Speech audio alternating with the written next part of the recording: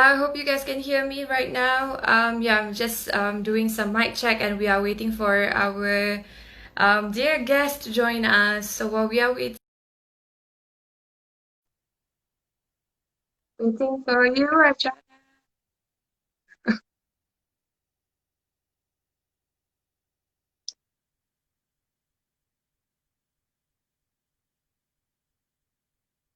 do that one more time. Uh,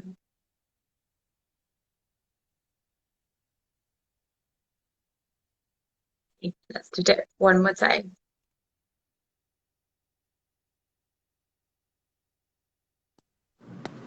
Hi, Hi, Huda. Hi. hi. How are you? Let me just do an audio check first. Are you able to hear me? Yeah, I can hear you really well. Can you hear me? Yes, but I'm gonna do a test. Give me a moment. Okay. All right, can you hear me better now? Yeah, I can. Yay, okay. How have you been? I've been good. Just getting used to the new normal. But how about you? How's life? Yeah, likewise, I've been getting used to the new norm. Things are changing. People are starting to get used to, the whole work from home arrangement, and I think it's really exciting times for us. We can see a lot of creative ideas pop up during this period of time. Yeah, and I was just thinking like we are so lucky that we get to work from home. uh, it's a luxury that many of us have, and I think like even people my parents' era and older than us would wish that how I wish I could work from home. Going to office, it's a whole new different scenario. So yeah. So how has things been on your end? Okay, so Archana is actually based in Malaysia and I'm based in Singapore. So, like our regulations surrounding this whole COVID-19 situation is slightly different. So Archana, like how's things going on your end in terms of the what do you call it? Like what do you call it? What's the action what's the what's the law? It's called MCO.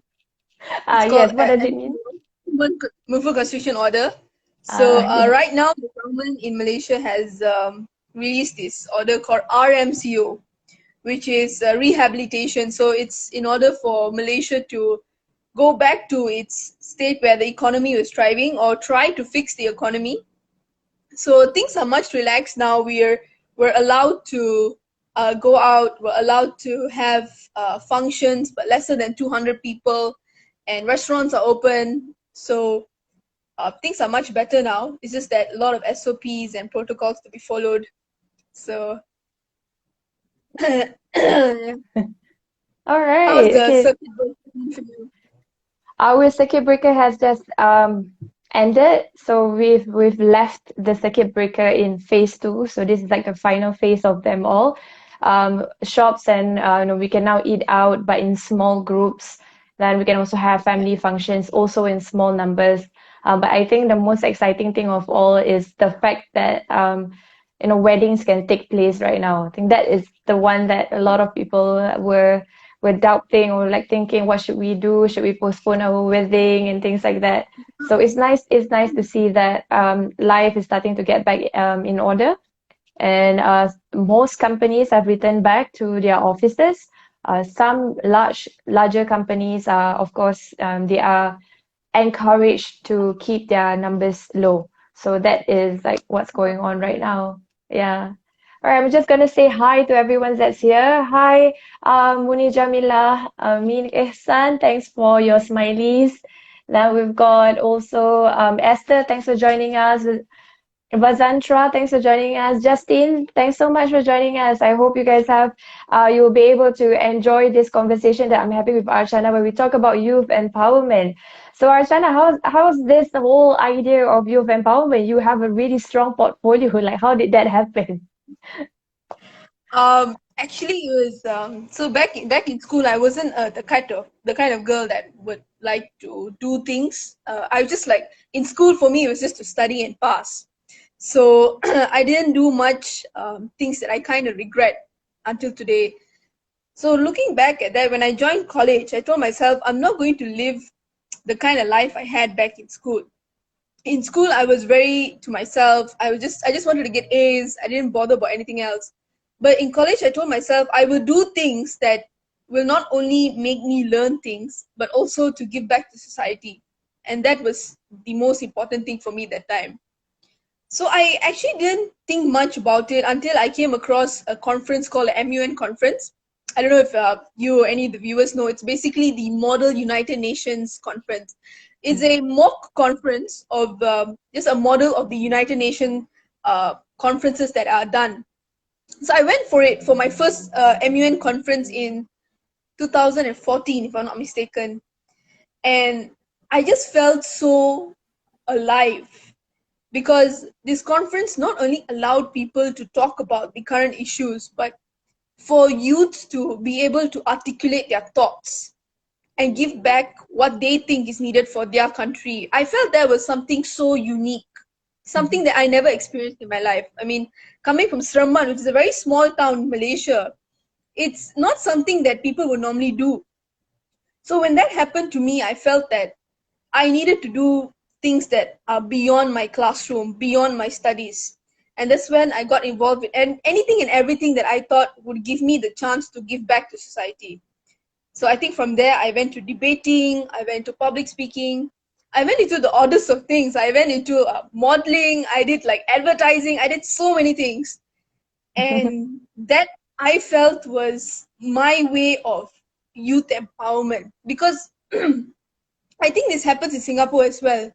When we talk about youth empowerment, there is a need for all of us to think that you have to be a minister or a politician or a head of a company to be doing great things. But I think youth empowerment can just be you doing things in your capacity to give back to society.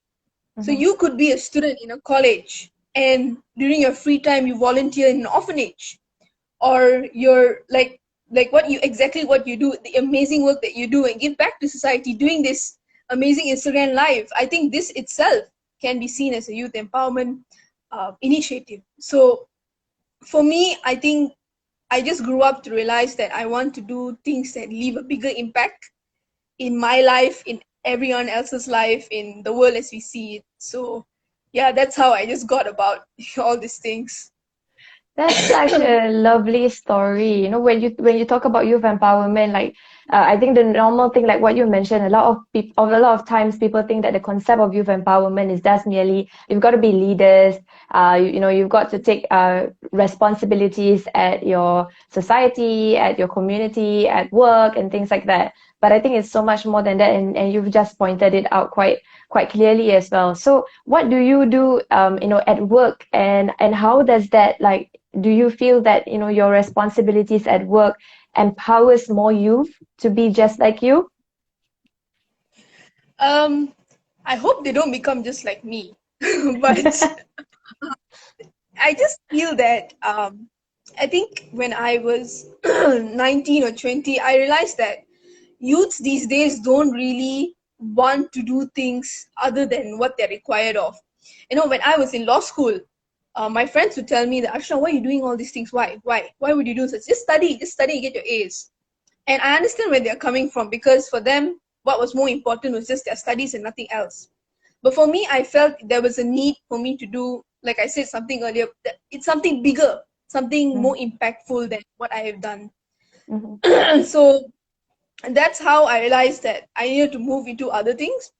And so right now, I work in a law firm in Malaysia, in KL specifically. But in my free time, I also do volunteer in the Commonwealth Youth Council as the Asian regional representative.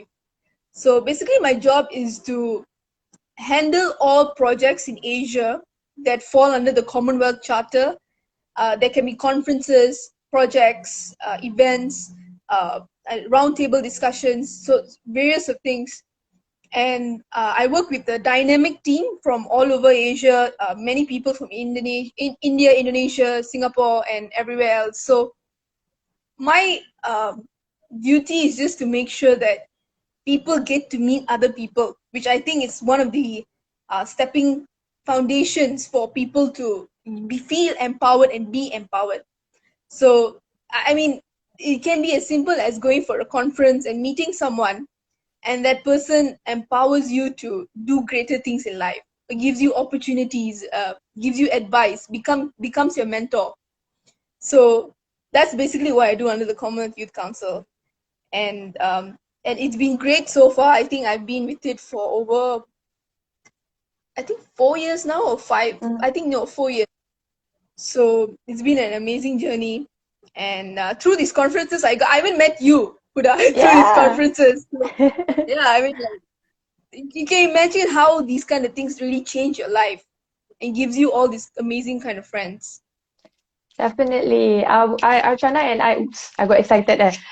Okay, Archana and I met at a camp where we were discussing on the topic of we need to be able to, make gender equality, exist. So we want to understand what was the concept of gender equality and what are the things involved to make that discussion take place and people get empowered to have conversations.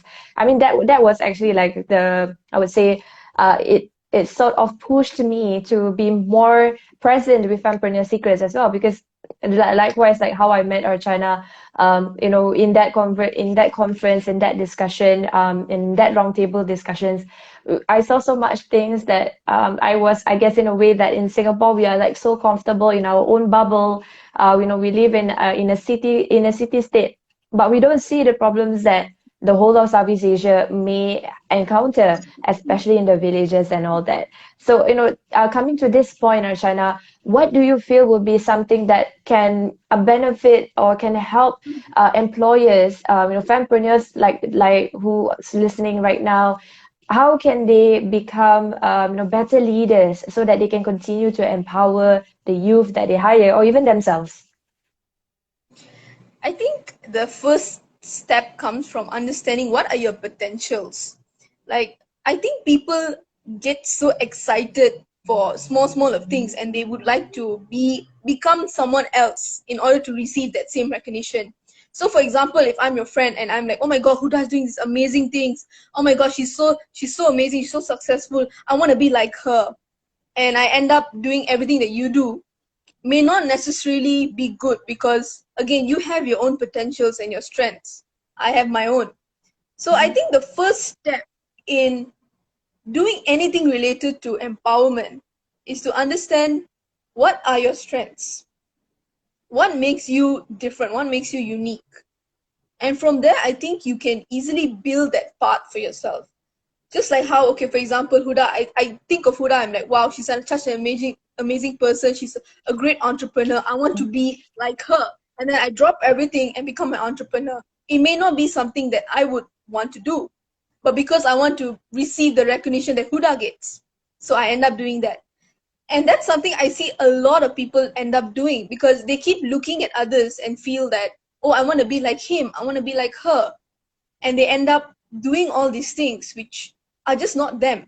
So the first step in empowering yourself, in empowering your country, your community, your society, your family, is to understand who you really are. What are the strengths that you have? What are the things that you are passionate about? It can be as simple as, oh, I love talking about leadership, or I love talking about entrepreneurship, or I love doing things in relation to environment. So what you can do is, once you know what your strengths are, what your passion is, you can always branch out from there. I realized that I love doing things in relation to leadership, things that involve spirituality, that involve personal growth.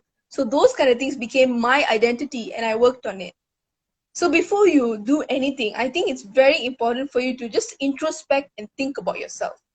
Mhm. What, I mean, who are you and what are your strengths? That's the most important thing you need to do. That's Lovely. that's how, yeah. Yeah, I mean, in any way, if you're the kind of person who would like to copy someone else, I feel that you're just downgrading your own abilities. So the best way is for you to really think about who you are and using that as a leverage for your lifestyle. Mhm.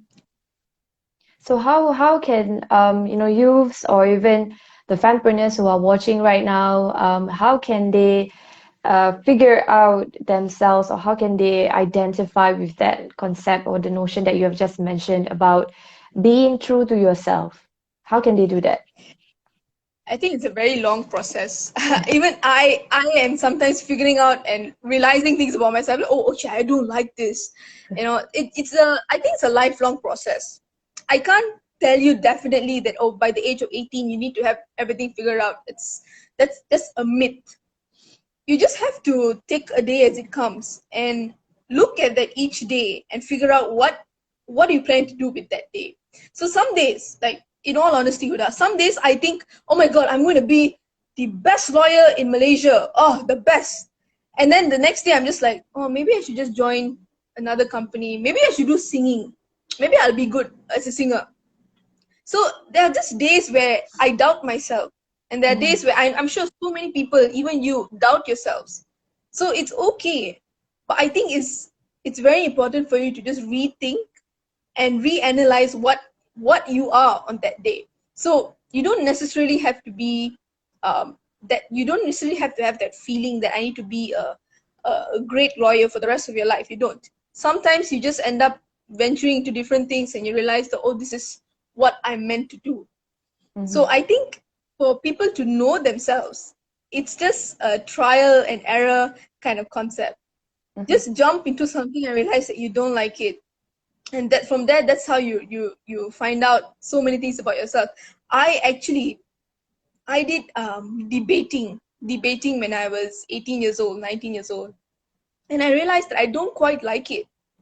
I realized that I'm just not cut out for a debate kind of lifestyle. I don't mind being a public speaker, but debating was very strenuous and very I found it very harsh as a concept towards me, Mm-hmm. so I stopped debating. So I think at the end, again, it depends on you and your lifestyle, but I think everyone should have that initiative to keep trying and finding out things by themselves. It's not always that I need to know whatever I need to know by today. It's never going to happen. Take your time, take these weeks, take months, take years, and just figure out what you are, what are the things that you like, and what you like to branch out on. Mm-hmm. I think that's lovely, you know. So, the first thing that you were saying, is that you've got to realize that, you know, what are your true purpose. So, what is the reason behind why you want to do what you want to do? And then the second thing you mentioned is you have to go out there and try, because if you don't try, you just don't know. Like Yeah. if you don't start opening your mouth to sing, you never know you had a voice. Yeah, and likewise, I know, like, if I've never done all this, IG live, I never knew the amount of amazing women that I can actually interview. So it's the same thing as well. Like, you've got to keep trying and find that sweet spot, or find that capacity and ability that you can achieve for your own success. So at the end of the day, I think, like, what you have just mentioned is so true. Is the reality that you need to be able to be true to yourself, practice, and, like, really just do it in order for you to find what you need to do, or what's your purpose in life. Like, Archana, how young are you? Like, if you don't mind sharing in that aspect. Okay. I'm actually 24 years old. Yeah. I wish I Wow. was younger, but Wow, I'm approaching yeah. 30, girl, so you're pretty much okay. Yeah. No, but So, Buddha, you like, have that olive skin and that young face that no one would ever think you're approaching 30, honestly. oh, don't say that. That's the filter. I just activated IG filter. Yeah, so I mean, the reason why I asked you that is simply because of the fact that you are 24, you are still discovering, your career. You're trying to get yourself in the sweet spot, trying to get yourself in the motion of things. And even Yeah. that, you're so amazing. You've done so much good work. I mean, like, Commonwealth, dude, like, that's a lot. I mean, that's a huge responsibility to bear. And you definitely are, like, at the forerunner. You are holding the torch and you're bearing it, you're making it possible. You're showing to other youth that what you do in life, what you're excited about, what you're passionate about, go for it. And it's more than possible if you believe in yourself. I'm so proud of you Yeah. as well. Thank you so much. Vidya. I know, it's just inspired by whatever you do. And like sometimes I think to myself, when I go through Instagram, I find so many people saying like a lot of things, and then when I look at your post, and I'm just like, wow, your whatever you talk about, the things that you speak about entrepreneurship. I'm not I wouldn't say I'm a really great entrepreneur. I do have a bit of interest in it, but not that much.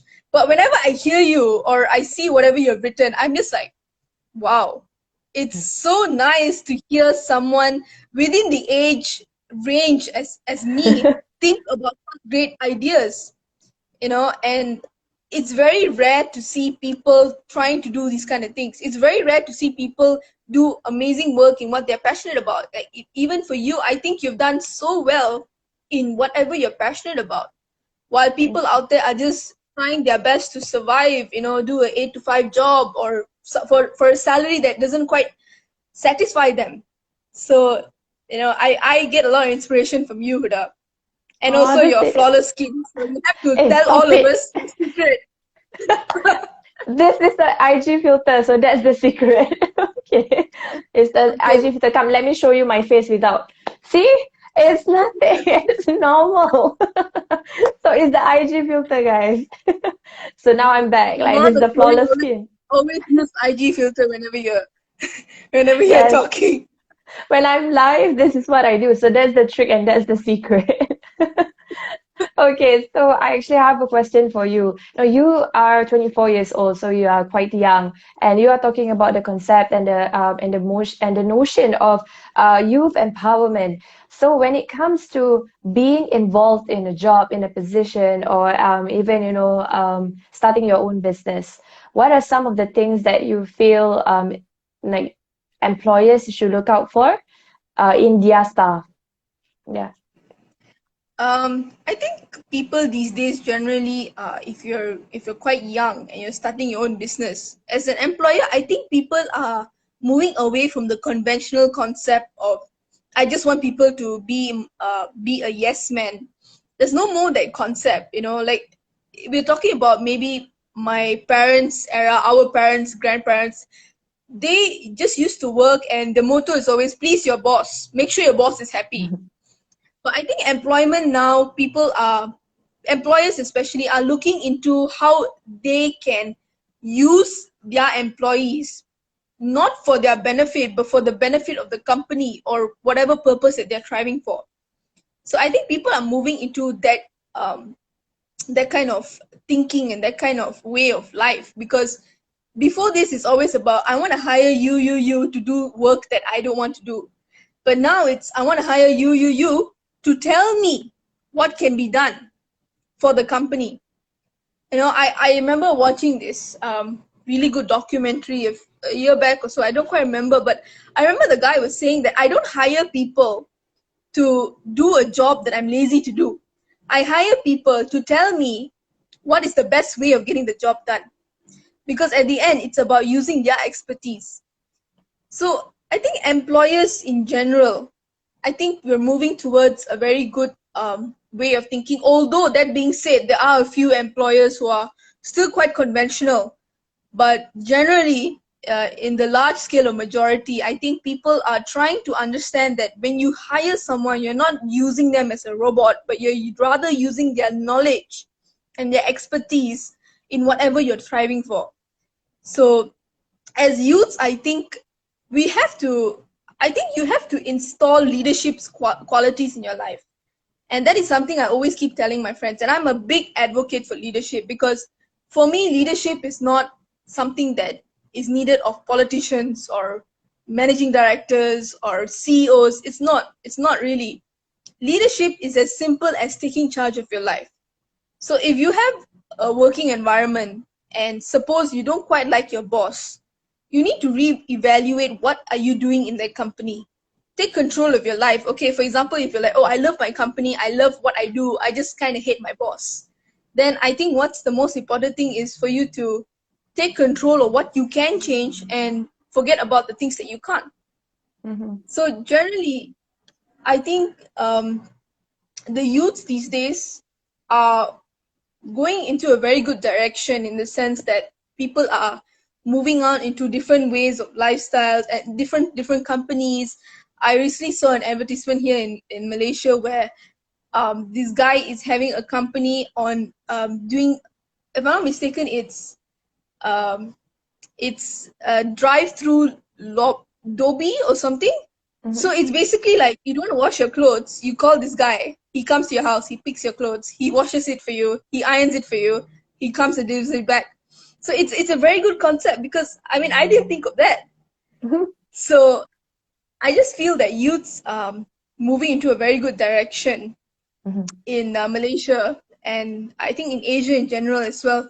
We're moving into more creative directions, and we're trying to use our potential to become more innovative in solving the current issues that we currently have. Right. So thanks so much for sharing that because I think that's really important. As future employers or, as the fempreneurs who are listening in, maybe in the future you're considering to onboard someone. You're considering to bring, a new talent into your company. But then you want to understand first and foremost, like, how are you able to communicate with them? How can you empower them and add value to their lives? They are not just merely going to be the kind of people going to clock in 9 to 5, expect you to tell them what to do. You need to give them some direction. You need to give them purpose.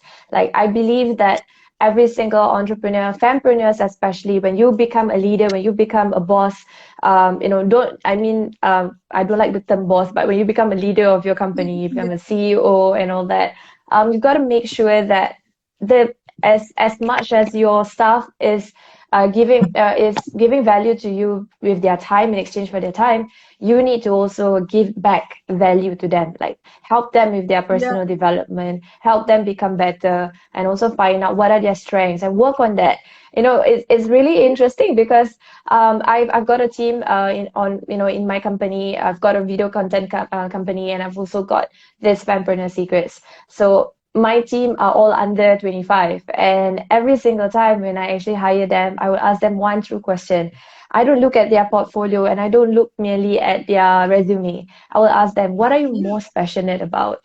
Because that's what I want to see in your work. So what if you were trained to become a graphic designer, but if you're not passionate about it, then what's the point, you see? Yeah, so I actually onboarded a writer. Our writer, he has really good qualification, really, really smart in the way that, he was able to eloquently put words out. But at the end of the day, I realized his strength and his talent is actually in graphic design. So all the posts that you see on Fempreneur Secrets created by him. Amazing, right? Like all those yeah, graphics that you see is created by this one person who's so talented, but never knew that he had that talent. So I think that's really one of the key takeaways that Archana have mentioned here. So let me summarize what was discussed. So when we talk about youth empowerment, being you, myself, yourself also, the first yeah, thing is to first and foremost be true to yourself, be honest, and figure out what are the things that you want to do. It's okay, if you're working in a place that you don't really enjoy, but you've got to find what's the next step, what are the things that you want to do next. The second thing that Archana mentioned just now is that we really need to be able to keep trying. So keep doing different things so that you get yourself familiarized and learn new things. Because if you don't try it, you wouldn't know whether you like it or you enjoy it. And lastly, which yeah, is what we just covered just now, is that you want to work in a company that gives value to you, that that empowers you and that makes you unique, and not just merely tell you, okay, so you've got to do like this, like this load of work, and like you're supposed, and I expect you to get it done. So that's like not the way that youth would want to work right now. Every single youth wants to be empowered, and I love what Archana has said, which is if you want to, be a youth empowerment leader or something like that, or you want to be empowered, the first step you take is to empower yourself, is to really yeah. just like really move forward and make it your own, like really fulfill your own destiny, like work towards that. Yeah. Anything else you want to add? Did I miss out anything? I think as just one thing as so I feel that since we are talking about this as well and in the entrepreneur scene, I think people generally right now the entrepreneurs, I think there is a need for us to move past beyond the age limit. So I see this happen a lot in KL, especially where people are hired because of their age or not hired because of their age. So if you apply for a job, most of the time they're going to think, oh, you're 21 years old. Why should I hire you? I mean, yeah, you're young, you can be trained, but I don't know, you're not very experienced. So I think that's one thing we have to move past. I mean, if you're talking about employers, we have to move past that ideology that the older you are, the more experienced you are. That's not true. I mean, we have seen that happen all over Asia where there are so many amazing youths taking up high positions and doing an amazing job. So I think employers or even entrepreneurs, if you're hiring people, move beyond that whole scope of the older you are, the better you are. Try investing in young talent. Because when you invest in a young person, you're not investing in his abilities only, you're investing in the future of the country. He or she can have so much of potential, and you are working on that potential for them to be able to be better leaders or even mentors in their own scene and give back to the society, which is something that I think is so noble. So if you're a company, rather than looking at how can I make more profit, how can I only retain people who will do a great job, invest in talents. Yeah, at first it's a bit difficult because some people don't quite understand the scope of working. You know, there are some people like my friends who don't like working in an office. They like sitting on a beanbag with the laptop, or even, you know, just casually just lying on your bed and doing your work. That's fine. I mean, as long as you can invest in a young person, provided you see their talent, I think it's a noble initiative. You're not investing in the future of your company, but you're also investing in the future of your nation. So Wow. for those that are employers, I think if you're watching this, I think even Huda is doing an amazing job in hiring people, like you said about this guy who's writing and he's got passion in all of that. I think it's important for you to hire people who are young and curate their passion, because being young, I'm sure Huda was there at one point to start. You just don't know what you want to do. You're like, oh my god, what do I want to do for the rest of my life? And you know, Asians, you're just like, oh, you're 18 years old now, better decide, better get into uni. So you're so pressured. So I think if you're an employer, you should hire people who are still finding their way or roughly know what they want and work on it. They may make mistakes. They may do really terrible errors. But if you work on that and you invest in them, they would be able to invest in your company, in your nation, which is very important. So I that's just love one thing that. I just want to share. I love that. I think that's so like empowering. Archana, you seriously, you're really good. You should share more of this kind of things and let people hear your voice. Let people hear the things that you are so capable of. So it's so amazing. Yeah, I really had a great time. And if you want to get in touch with Archana, you can follow her on Instagram. She's like, I'm going to tag her anyway. So after this, you're going to watch this replay. I'll tag her so you can get in touch with her. I think she's got 3,000 plus followers. So yeah, the girl know what she's saying. Yeah. And at the same time, Those, if you those want, spam followers. Yeah, sorry, go ahead. okay. Yes, and if you want to, you want to watch more of these replays and also gain access to the insights that we have gotten from this conversation, you can also go to the link in our bio, and I will also drop the link to this. So what you need to do at the replay is that you just go right up here, you tap on this button, you'll see the description, and then after that you just tap on the link directly. So this will lead you to the platform for fearless fempreneurs, so you can download a replay of this. You can keep a copy of it, and at the same time, you can also get my insights to our conversations and take your knowledge further. So thank you so much, Archana, for making your time Thank you so to have much, this Huda. I mean, conversation. yeah, thank you so much. I mean, to everyone watching, I think Huda is one of my biggest inspiration in my life. So if Oh, you want and if you think you need some really good inspiration every day, you really need to follow Huda. And also Fempreneur Secrets is right here, if I'm pointing it correctly. He does an amazing work. And honestly, Huda, I don't say this to you often, like face to face, but you do such good work that you inspire me sometimes to go on with what I do. So you're so like you look so young, and I think you're still so young. So you're doing an amazing job Thank you. by yourself as a young person to all the young people. So to everyone watching, if you're not following Huda, you're missing out. So better follow. Yes. And Archana, I just want to give you a reminder. Okay, right after this, we're going to hit the end button and you must save this. Okay, so make sure you save this. So it will be Okay, published okay. straight to your IGTV and you can look at it again and get inspired again. Okay, all right. Thank you so much. I All have no right, so idea how thank to you use so this. much. All right. Thank Thank you you so so much, much, Huda. everyone, for being here. I really appreciate your time coming on to here.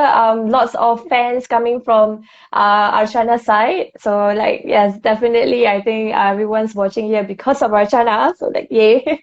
And I look forward to see you in the next Fearless Fempreneur. We're having another session tomorrow. So stay tuned. And I look forward to speaking again with amazing women entrepreneurs. So remember to keep learning and keep believing in yourself because the world needs an inspiration just like you. And I'll see you in the next episode of Fearless Fempreneur. Take care. Bye bye. Thanks, Huda. Bye. Bye, everyone.